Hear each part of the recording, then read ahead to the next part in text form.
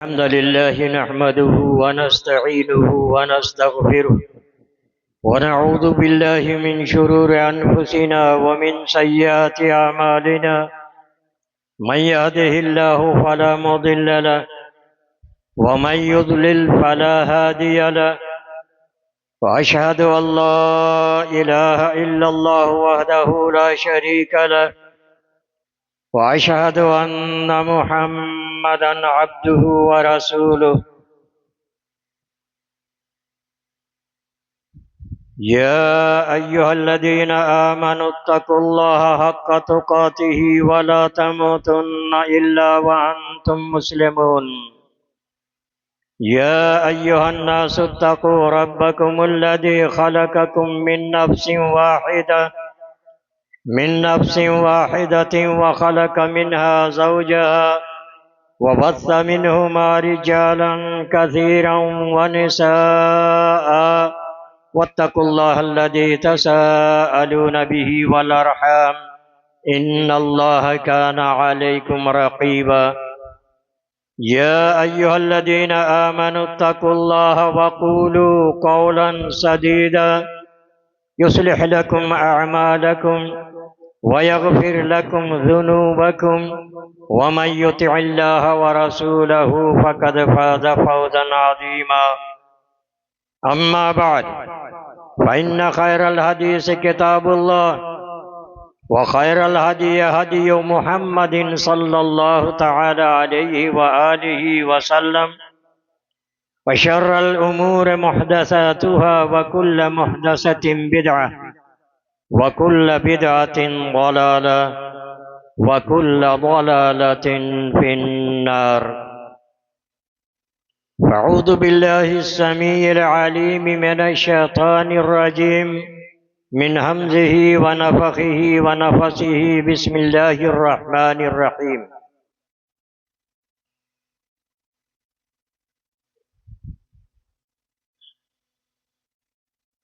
هو الذي أرسل رسوله بالهدى ودين الحق ليظهره على الدين كله وكفى بالله شهيدا.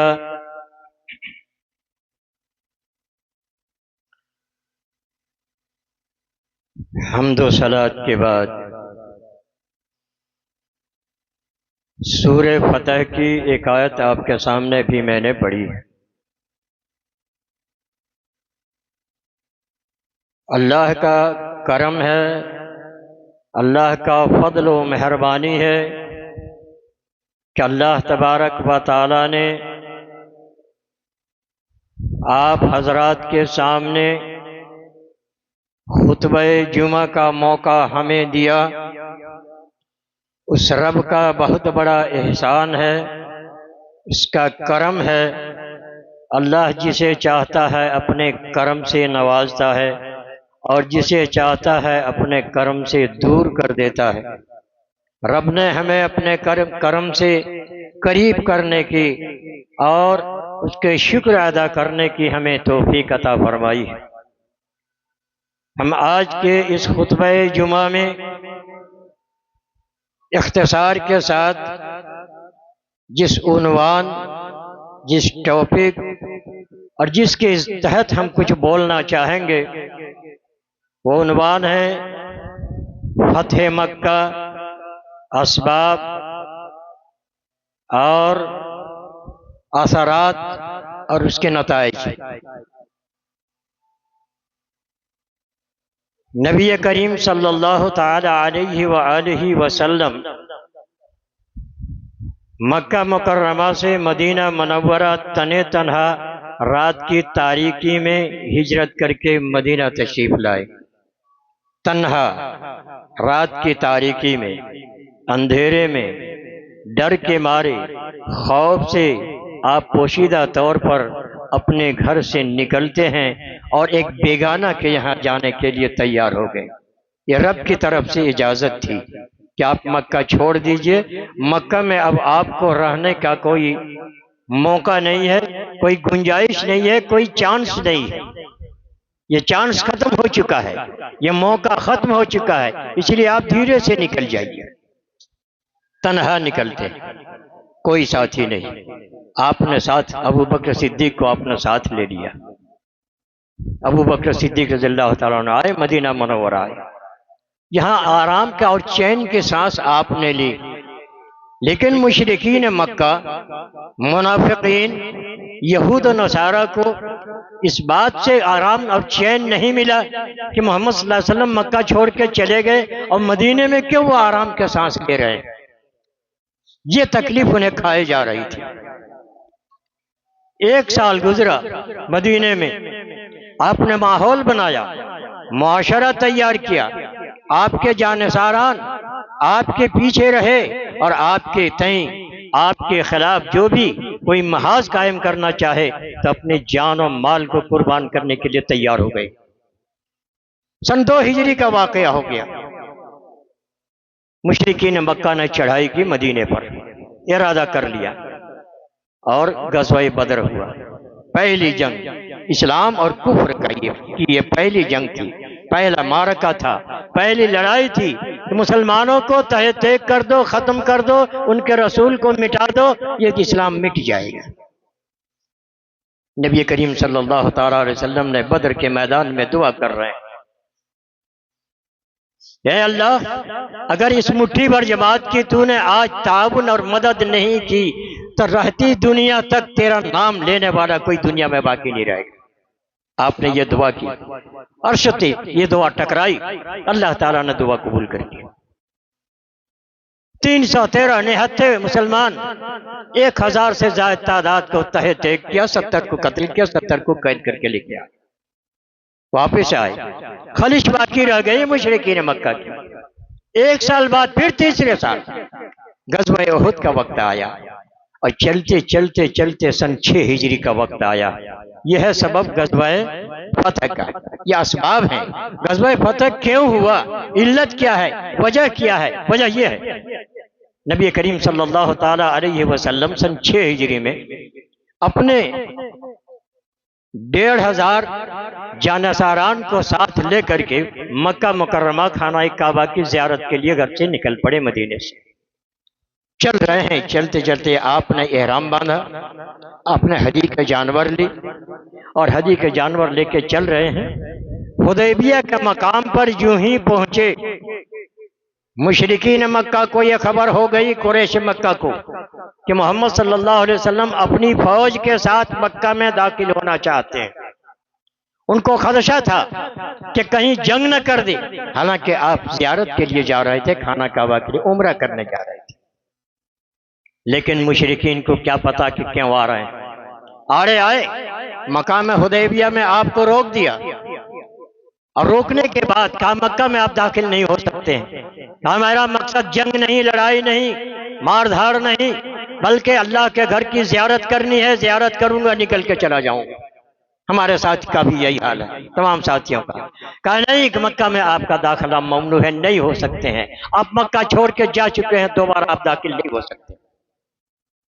بات چیت طے ہونے لگی، معاہدہ طے کیا، قاصد کو بھیجا کہ بات کر کے آؤ، بات چیت ہونے لگی، طے پایا کہ معاہدہ لکھا جائے۔ مشرکین مکہ کی طرف سے جو ان کے سردار بن کر کے آئے تھے، جو ان کا راہبر رہنما بن کر کے آئے تھے، جو ان کے قاصد بن کے آئے تھے، وہ ہے سہیل ابن عمرو۔ سہیل ابن عمرو ہیں۔ نبی کریم صلی اللہ تعالیٰ علیہ وسلم سے بات چیت طے ہو گئی کہ معاہدہ لکھ لو کہ اس سال ہم مکہ داخل نہیں ہوں گے، ہم واپس چلے جائیں گے، اور آئندہ سال ہم آئیں گے، لیکن شرط یہ رکھیے کہ آپ کے ہاتھ میں تلوار اور ہتھیار نہیں ہونی چاہیے، میان میں ہونی چاہیے، اور 3 دن سے زیادہ مکہ میں آپ نہیں رہ سکتے۔ 3 دن بذات خود اگر دیکھا جائے تو مسلمان بڑے دب کے یہ فیصلہ کر رہے ہیں، لیکن یہ فیصلہ دبنے والا فیصلہ نہیں تھا۔ صحابہ کرام تو تل ملا رہے تھے، خصوصاً عمر فاروق رضی اللہ تعالیٰ عنہ کہہ اٹھے کہ اللہ کے رسول صلی اللہ علیہ وسلم کیا ہم باطل پر ہیں یا حق پر ہیں؟ کہا ہم حق پر ہیں، ہم باطل پر نہیں ہیں۔ کہا پھر یہ دب کے فیصلہ کرنا یہ کیا معنی رکھتا ہے؟ آپ ان سے کہیے کہ ہم مکہ میں داخل ہوں گے، جنگ کے لیے تیار ہیں، ہم جنگ کرنے کے لیے تیار ہیں۔ نبی کریم صلی اللہ علیہ وسلم فرمایا عمر شانتی سے کام لو، اطمینان سے کام لو، گھبرانے کی ضرورت نہیں ہے۔ اگر یہ معمولی مٹھی پر جماعت ہماری ہے، اگر ہم مکہ والوں سے اگر ہم لڑ بھیڑ لیتے ہیں تو سارے صحابہ ہمارے قتل کر دیے جائیں گے، ہم نہتے ہو جائیں گے۔ اطمینان سے آپ نے مصالحت کی۔ لکھنے کی باری آئی کہ کون لکھے گا؟ نبی کریم صلی اللہ تعالیٰ علیہ وسلم نے علی رضی اللہ تعالیٰ عنہ سے کہا کہ علی آؤ آگے بڑھو، یہ قلم لو اور یہ کاغذ لو، اکتب، لکھو۔ تم کیا لکھا؟ کہا لکھو۔ آپ املا کرا رہے ہیں کیونکہ آپ لکھنا نہیں جانتے تھے، آپ لکھنا نہیں جانتے تھے اس لیے املا کرا رہے ہیں، ورنہ اپنے آپ لکھتے۔ کہا علی لکھو بسم اللہ الرحمن الرحیم، لکھا بسم اللہ الرحمن الرحیم۔ سہیل ابن عمرو نے کہا کہاں کیا لکھا آپ نے؟ کہا بسم اللہ الرحمن الرحیم۔ کہا رحمان اور رحیم کو ہم جانتے ہی نہیں ہیں، کون ہے؟ من رحمان من الرحیم، یہ رحمان اور رحیم کون ہے؟ آپ نے کیوں لکھا؟ ہم جو زمانے جاہلیت میں اور آج تک جو ہم لکھتے چلے آ رہے ہیں بے اسم کا اللہم، آپ یہ بے اسم کا اللہم لکھیے۔ نبی کریم صلی اللہ علیہ وسلم نے فرمایا علی کو علی امحو الرحمن الرحیم، رحمان اور رحیم کو مٹا دو۔ حضرت علی نے مٹا دیا۔ کہا لکھو بے اسم کا اللہم، آپ نے لکھا بے اسم کا اللہم۔ ظاہری طور پر آپ کے دماغ میں ہوگا کہ اللہ کے رسول صلی اللہ علیہ وسلم کو دباؤ ڈال رہا ہے، پریشر میں ہیں آپ۔ اگر پریشر میں نہ ہوتے تو سہیل ابن عمرو کی بات ہرگز نہیں مانتے، لیکن اس کی آڑ میں فتح مکہ ہے۔ پھر کہا کہ لکھو اب، بسم کا اللہم لکھا؟ کہا ہاں۔ کہا لکھو ھذا ما قاد رسول اللہ صلی اللہ علیہ وسلم و سہیل ابن عمرو۔ پھر اعتراض ہوا کہ آپ نے کیا لکھا؟ کہ ھذا ما قاد محمد رسول اللہ، کہ یہی تو جھگڑا ہے ہمارے اور آپ کا، اگر ہم آپ کو رسول مان لیتے تو مکہ میں داخل ہونے سے کیوں روکتے؟ آپ کی رسالت کو ہم مانتے ہی نہیں ہیں، اسی لیے رسول اللہ محمد کو رسول اللہ کو آپ مٹائیے اور محمد بن عبداللہ لکھیے۔ آپ عبداللہ کا بیٹا ہے، محمد بن عبداللہ لکھیے۔ نبی کریم صلی اللہ علیہ وسلم نے حضرت علی سے کہا کہ علی لکھو محمد بن عبداللہ۔ حضرت علی رضی اللہ تعالی عنہ اڑ گئے اور کہا کہ واللہ ما امحو کا ابدا، کہ اللہ کے رسول صلی اللہ علیہ وسلم آپ کو محمد نام آپ کا میں ہرگز نہیں مٹا سکتا، گردن تو کٹ سکتی ہے لیکن آپ کا نام نہیں کٹ سکتا۔ ہم گردن دینے کے لیے تیار ہیں لیکن آپ کا نام کو ہم مٹانے کے لیے تیار نہیں۔ دیکھا علی رضی اللہ تعالی عنہ بڑے سخت ہیں، یہ ماننے کے لیے تیار نہیں ہے۔ آپ نے فرمایا کہاں ہے محمد، دکھا دو مجھ کو، کہاں محمد لکھے ہو مجھ کو دکھا دو۔ اس لیے کہ آپ پڑھنا بھی نہیں جانتے تھے، لکھنا بھی نہیں جانتے تھے، پڑھنا بھی نہیں جانتے تھے۔ کہا دکھا دو۔ علی رضی اللہ تعالی عنہ نے آپ کو دکھایا کہ یہ ہے محمد، اٹھایا قلم اور آپ نے کاٹ دیا محمد۔ کہا لکھو محمد بن عبداللہ، محمد بن عبداللہ لکھا۔ اور شرائط لکھے جا رہے ہیں۔ شرائط کیا لکھے ہیں؟ کہ ہمارا آدمی اگر کوئی مسلمان ہو کر کے آپ کے پاس چلے جائے گا آپ کو واپس کر دینا ہوگا، ایک شرط، اور آپ کا آدمی کوئی اگر مرتد ہو کر کے میرے پاس آئے گا تو ہم واپس نہیں کریں گے۔ عجب فیصلہ ہے۔ اور نبی کریم صلی اللہ تعالیٰ علیہ وسلم فرمایا کہ یہ معاہدہ 10 سال کے لیے ہے، 10 سال کے لیے یہ معاہدہ لکھا جا رہا ہے، لکھا گیا 10 سال کے لیے معاہدہ۔ پھر اس میں لکھا کہ جو قبیلہ قریش کے ساتھ رہنا چاہیں وہ قریش کے معاہدے میں چلے جائیں، جو قبیلہ محمد صلی اللہ علیہ وسلم کے ساتھ آنا چاہیں وہ آ جائے، اس میں کوئی رکاوٹ نہیں۔ قبیلے کو اختیار دیا۔ نبی کریم صلی اللہ تعالی علیہ وسلم کے معاہدے میں بنو خزاع آپ کے معاہدے میں آ گیا، چونکہ بنو خزاع ہی کے خاندان سے نبی کریم صلی اللہ علیہ وسلم کے خاندان بنو خزاع ہی کا۔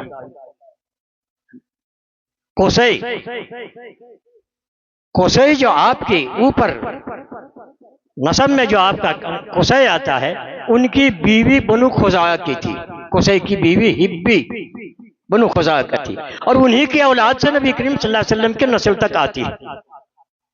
اس لیے گویا کہ بنو خزاع کے آپ کا بہت زیادہ گہرا رشتہ تھا، خاندانی رشتہ، خونی رشتہ تھا۔ تو بنو خزاع نبی کریم صلی اللہ علیہ وسلم کے ساتھ ہو گئے، اور بنو بکر یہ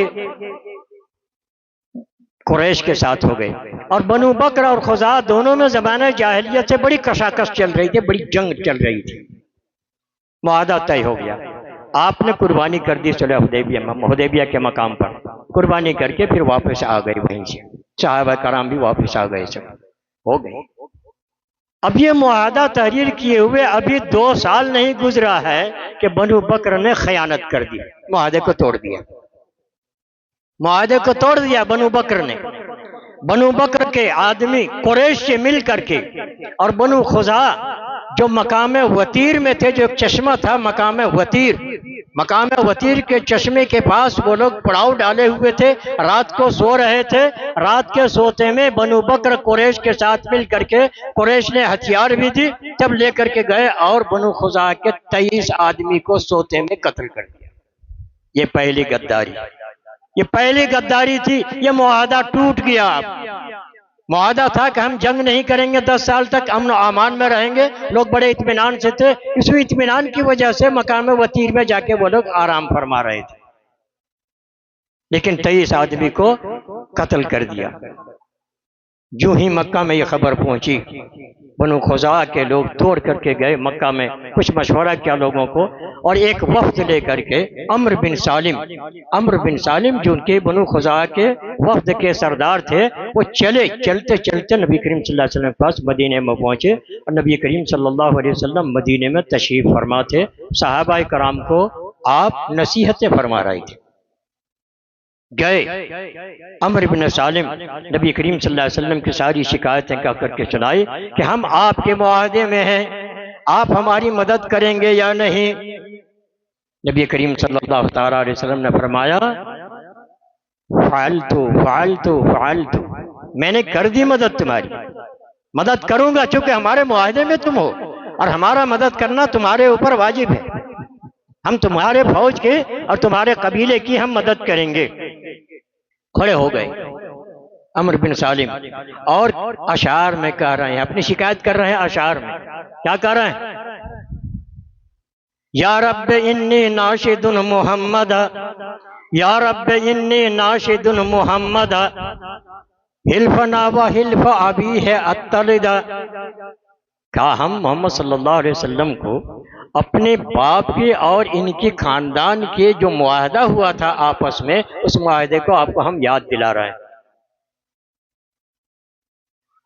اور پھر کہا انہوں نے، عمرو بن سالم نے، بنو خزاع کہہ چکے تھے، کنتم ولدا وکنا والدا، تم بچے تھے اور ہم تمہارے باپ ہیں۔ خاندان کا تذکرہ کر دیا، پورے خاندان کا لے گیا، ہبی کے تک پہنچا دیا لے جا کر کے کہ ہبی ہمارے خاندان کے تھے، جس خاندان سے نبی کریم صلی اللہ علیہ وسلم کے خاندان ہے۔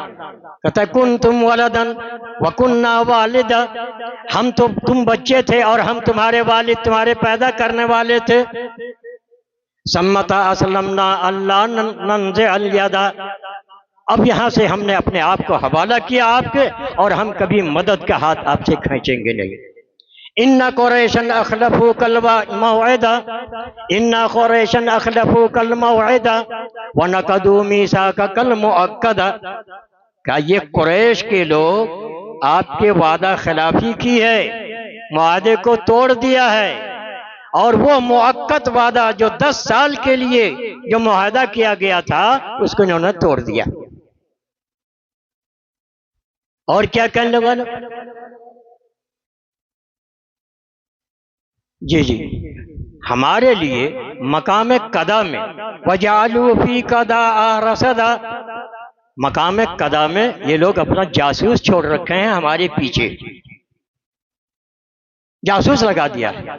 وَظَنُّوا، اور خیال یہ کرتے ہیں، اللَّسْتُ أَدْعُو أَحَدًا، میں اپنی مدد کے لیے کسی کو پکاروں گا نہیں۔ اسے کیا پتا تھا کہ محمد صلی اللہ علیہ وسلم کے پاس یہ پہنچ چکے ہیں، مدد کے لیے آ گئے۔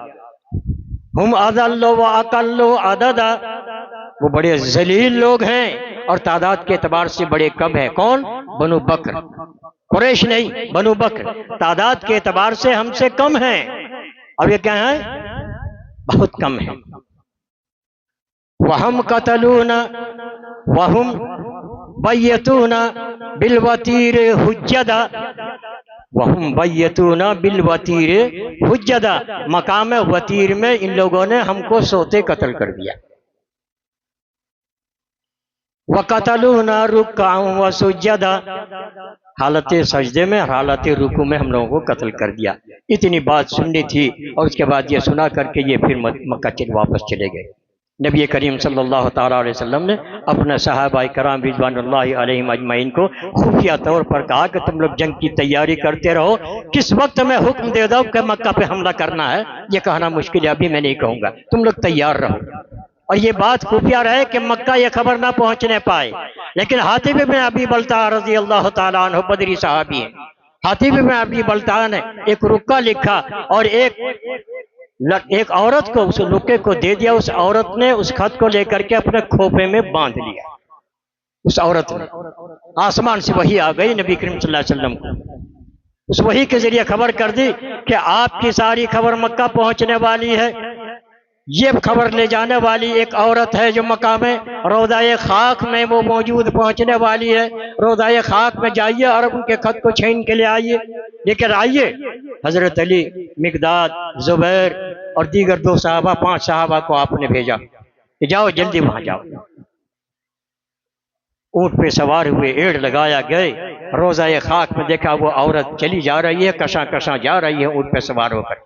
रोका अली रज़ियल्लाहु ताला अन्हु ने, ऐना तुरीदीन, रुको कहाँ जा रही है? कहा उरीदु मक्का, कहा मेरा मक्का जाने का इरादा है। कहा किफी, रुक जाओ यहीं, आगे नहीं बढ़ सकती। उखरुजिल किताबा, खत को निकालो, निकालो खत जो तुम्हारे पास है। वल्लाहि मा इंदी किताबुन, वो औरत कहती है कि कसम अल्लाह की मेरे पास किताब नहीं, झूठ बोल रही है, मेरे पास किताब नहीं है, खत नहीं है मेरे पास। हजरत अली रज़ियल्लाहु ताला अन्हु ने कहा कि अल्लाह के रसूल सल्लल्लाहु अलैहि वसल्लम ने कहा कि एक औरत जा रही है, रोज़ाए खाक में मौजूद है और उसके पास खत है। ये दुनिया तो झूठ बोल सकती है लेकिन हमारे रसूल झूठ नहीं बोल सकते हैं। मुशरिकों ने भी आपको सादिक और अमीन का खिताब दिया, वो झूठ नहीं बोल सकते।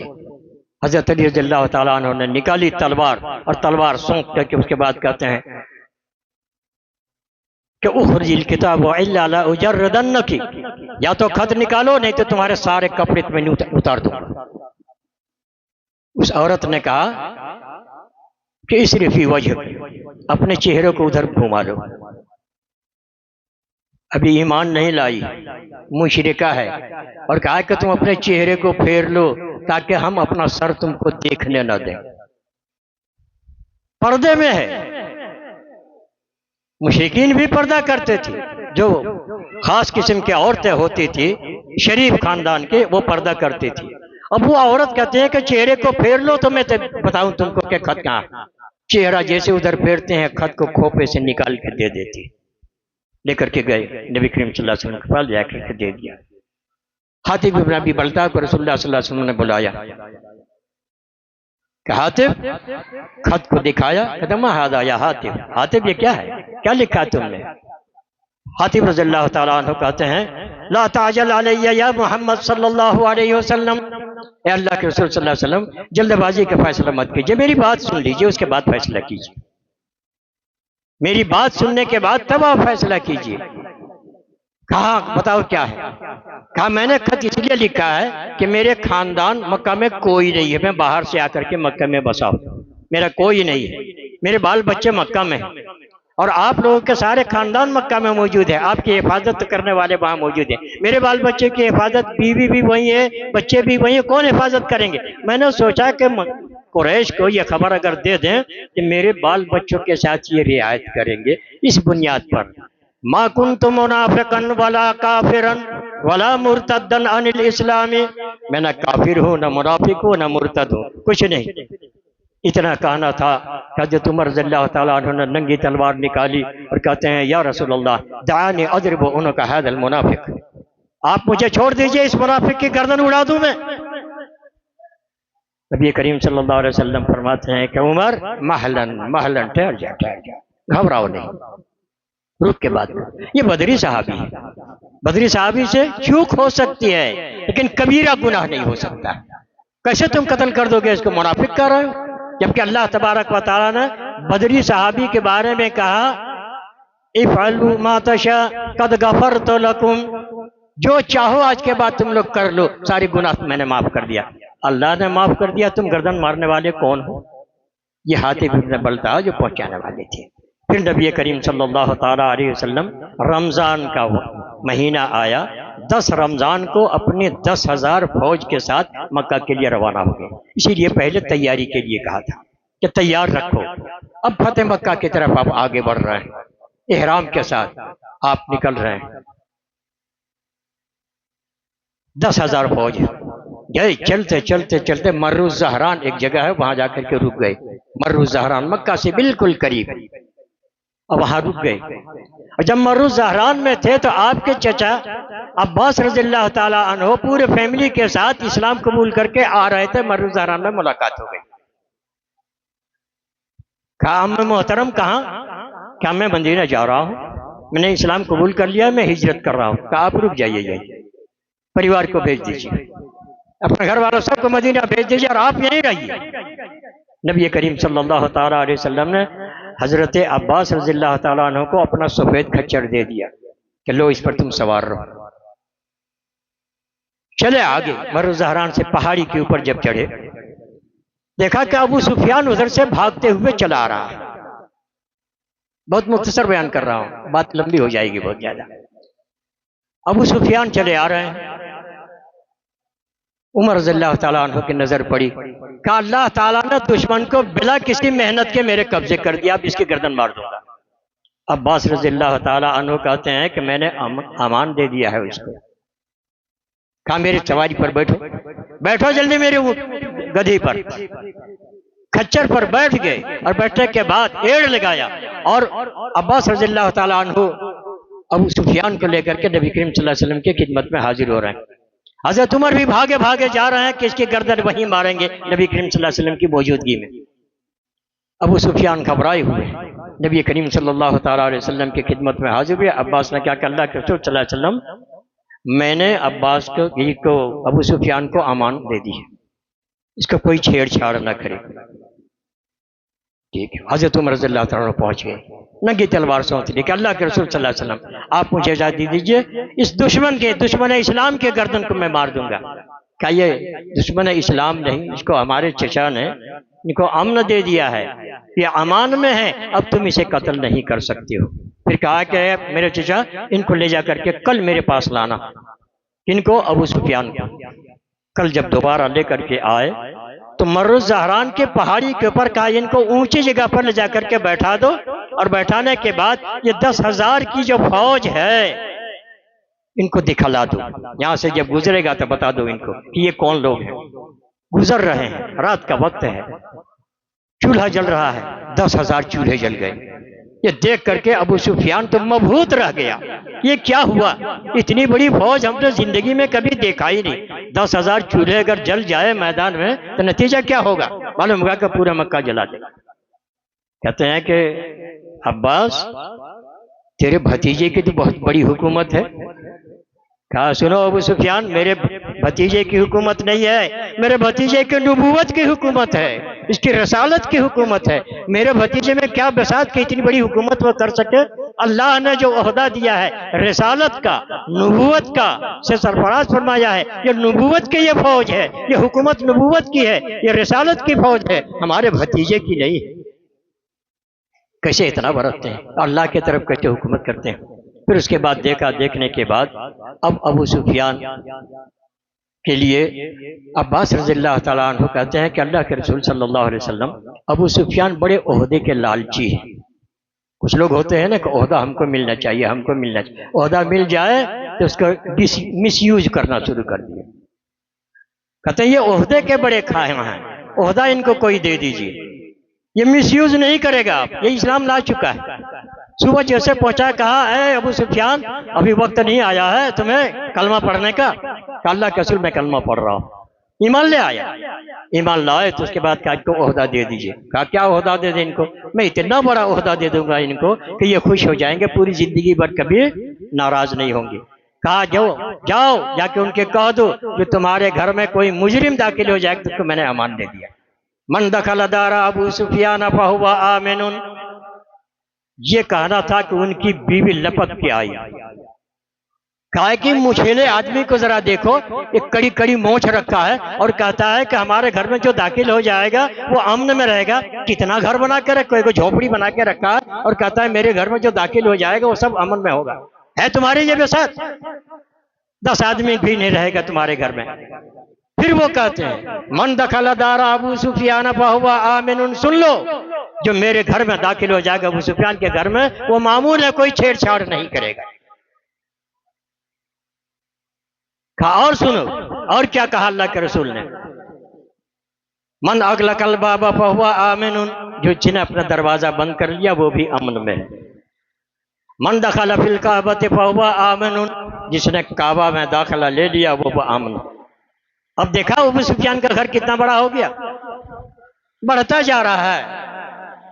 پھر نبی کریم صلی اللہ تعالیٰ علیہ وسلم چلتے چلتے چلتے مکہ میں داخل ہوتے ہیں۔ فوج کے 2 حصے میں بانٹ دیا، ایک نچلے جانب سے مکہ جانا اور ایک اوپر کے جانب سے، اور صفا پہاڑی پر مجھ سے ملاقات کرنا۔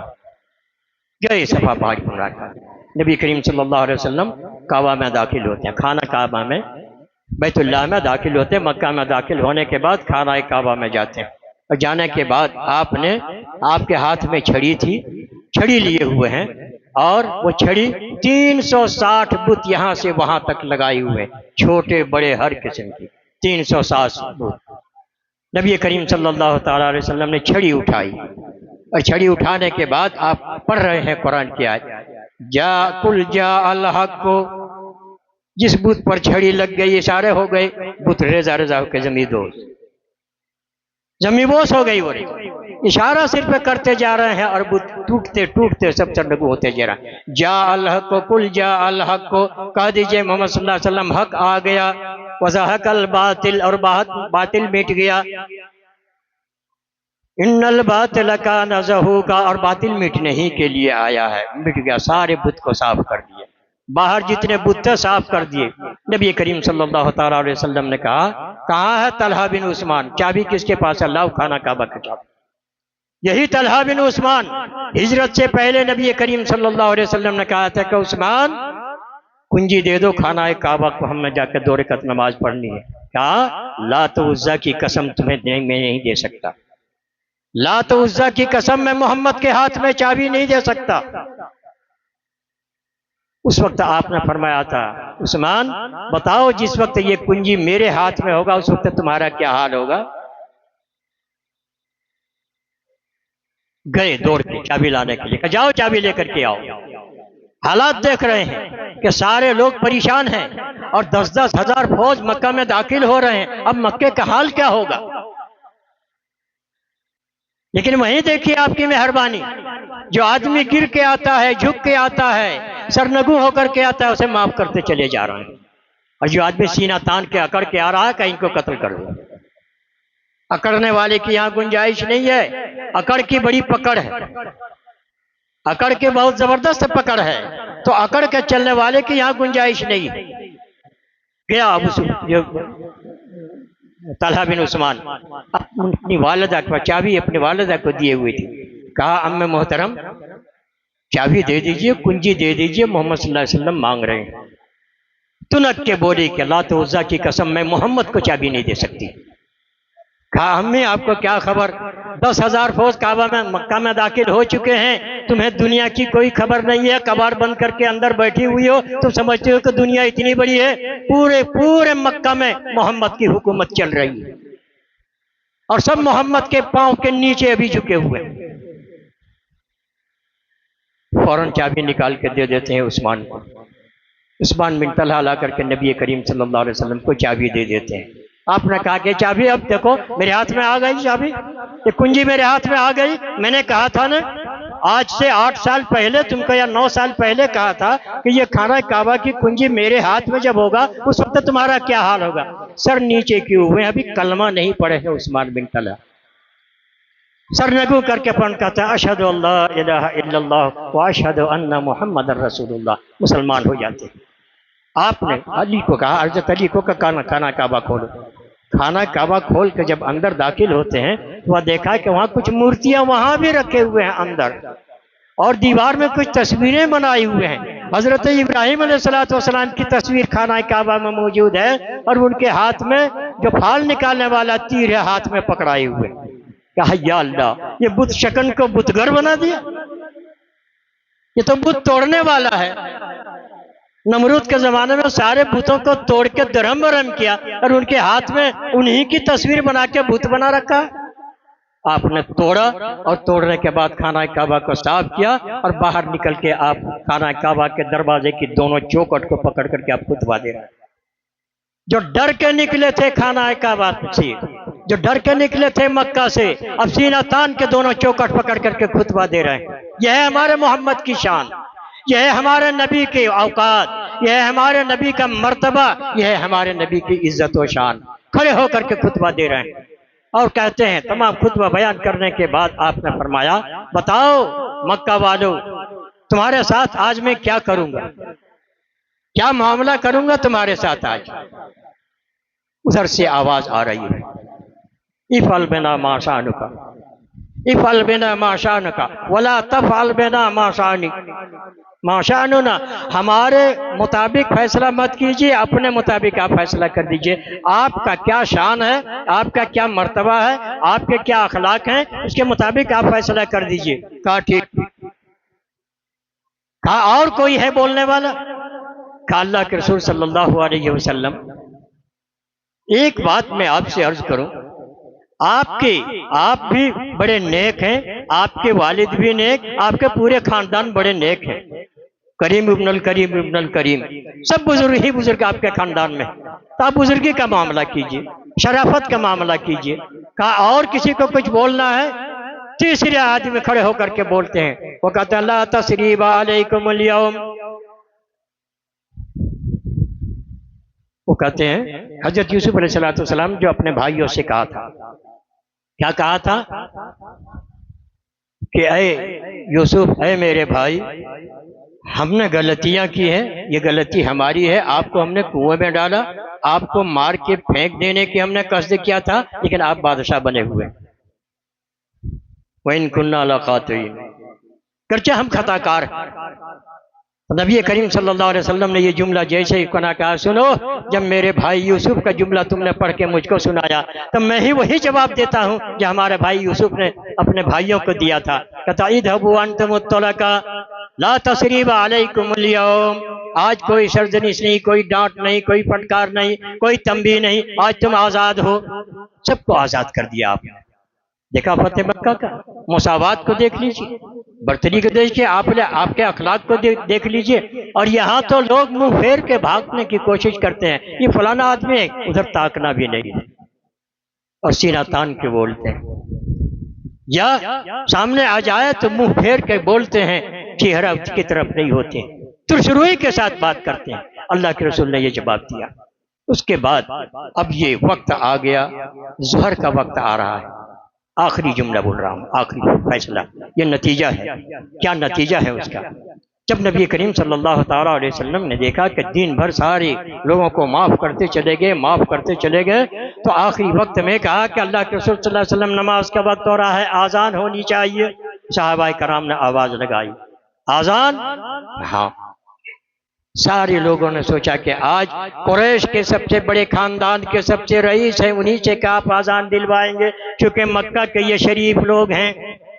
اللہ کے رسول صلی اللہ علیہ وسلم کی نگاہ دور رس کو ذرا دیکھیے، ایسے انسان کو آذان دینے کے لیے کہا جس مکے میں ان کو رونا گیا، جن کو گالیاں دی گئی، جن کو ابن الاسود کہا گیا، کالی کی بیٹا، جن کو کہا گیا، نبی کریم صلی اللہ علیہ وسلم فرماتا ہے اے نا بلال، اللہ اکبر، اللہ اکبر، یہ مساوات کو ذرا دیکھ لیجئے، اے نا بلال۔